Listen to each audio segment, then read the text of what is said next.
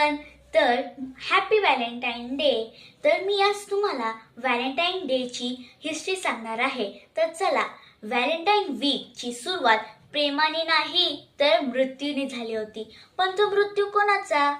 सांगते. षष्टी आहे ना. तर झालं असं, रोमा साम्राज्यामध्ये एक राजा होता आणि त्याने त्याच्या सैनिकांना प्रेम करण्याची व लग्न करण्याची बंदी घातली होती.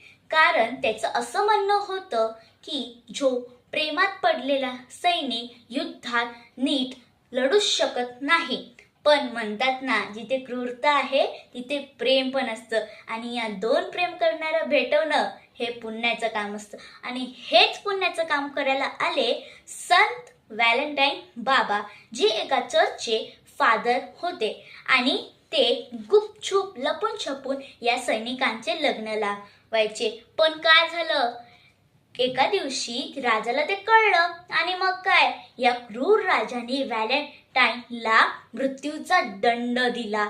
आणि तो दिवस होता 14 फेब्रुवारी. आणि ह्याच दिवशी त्याच्या आठवणी लोक व्हॅलेंटाईन डे म्हणजे प्रेमाचा दिवस म्हणून साजरा करतात. आणि ह्याच महिन्यात आपल्या देशात सुद्धा काही तरुणांना प्रेम केल्यामुळे फाशीची शिक्षा दिली होती. त्यांचं नाव भगतसिंग, सुखदेव आणि राजगुरू. फक्त एकच मुद्दा होता की त्यांनी कुठल्या व्यक्तीवर नाही तर आपल्या देशावर प्रेम केलेला. धन्यवाद. थँक्यू.